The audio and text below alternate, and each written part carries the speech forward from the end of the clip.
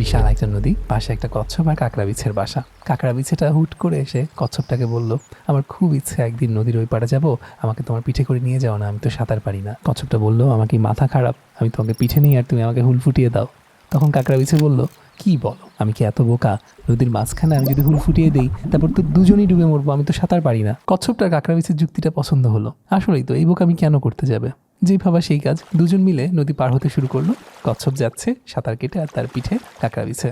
নদীর মাঝামাঝি যখন খুব স্রোত, হুট করে কাঁকড়া বিছেটা কচ্ছপটার কাঁধে হুল ফুটিয়ে দিল। কচ্ছপটার পুরো শরীর অবশ হয়ে আসতে লাগলো বিষের কারণে।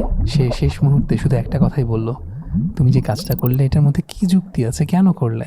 তখন কাঁকড়া বলল, কোনো যুক্তি নেই, এটাই আমার নেচার। একটু খেয়াল করলে দেখবেন আমরাও কিন্তু ওই কাঁকড়া বিছেটার মতো। আমাদের একটা যৌক্তিক সেলফ আছে আর আরেকটা নেচার আছে, যেটা কোনো যুক্তি মানে না এবং সার্টেন পরিবেশে গিয়ে সেটা সার্টেন ওয়েতেই অ্যাক্ট করে।